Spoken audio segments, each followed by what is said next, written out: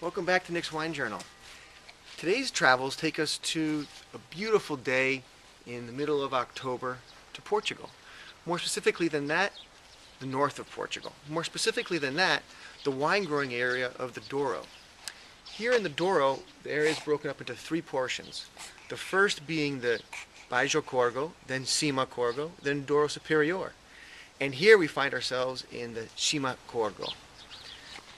So what you're looking at now is the Douro River, which is where this valley gets its name from, the Douro Valley. And this river, if you were to continue down this river, you would empty out into the Atlantic. You go right into the town of Porto and empty into the Atlantic.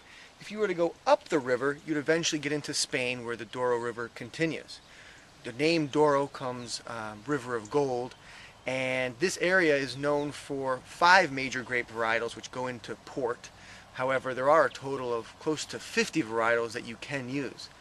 The 5 major varietals are Tinto Roriz, Tinta Cao, Tinta Barroca, Touriga Nacional, and Touriga Francesca. So, of those 5 grape varietals, they all go into port, which is a fortified wine done by adding 77% proof brandy. This area here, as you can see, is very, very steep. And if you look at some of the terracing they have on the other side, that is the Patamare style terracing, which is running horizontally to the river. And they use that terracing for any vineyards that are of 40 degrees gradient or greater going up the mountain. So you can imagine how steep that is. If you see vertical planting, which you can sometimes see as well, that is preferred method because you can take a tractor up and down between the rows. However, it's only used in gradients of 40 degrees or less, and unfortunately there's not a lot of that because it's extremely steep here. So one thing that makes this area so unique, of course, is the terroir and the soil, which in this case is this slate-like rock, which is what we call schist. And as you can see next to me, this is what the whole Douro Valley looks like. But obviously, it would be very hard to plant any kind of vine here because it's all one piece of rock.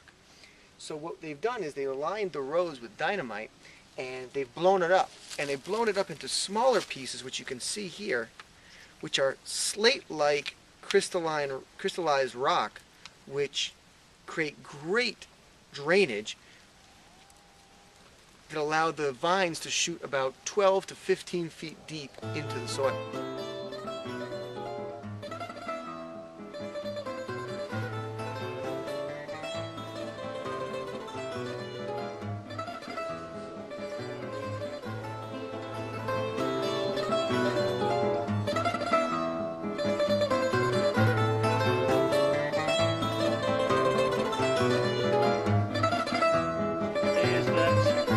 This is all mixes, varietal mixes. So there'll be some Tinto Roriz with some Touriga Francesca. They are the first to do co-fermentation. And we always said that this was done by mistake. The guy sort of looked in the shed and he found some Tinto Roriz and there was a hole in the vine, so he'd go in there and plant Tinto Roriz. But actually, what we've discovered is that our ancestors understood the importance of co-fermenting varietals. So a varietal with a very thick skin but very little juice will perform much better in the fermenter if you put it with a thin-skinned varietal with a lot of juice, just from a mechanical reasoning. Also, a varietal like Tinto Roriz with a lot of tannins, well, actually the tannins of one varietal will help fix the colour and fruit of another varietal. So maybe like sort of Tinta Barroca. So co-fermenting actually creates a far better wine. And over here we planted, or Antonio Magalhães, our chief viticulturist, has planted vines so that they will all mature together. And he can say, I want you to pick that section and put it into the same fermenter to create a better blend.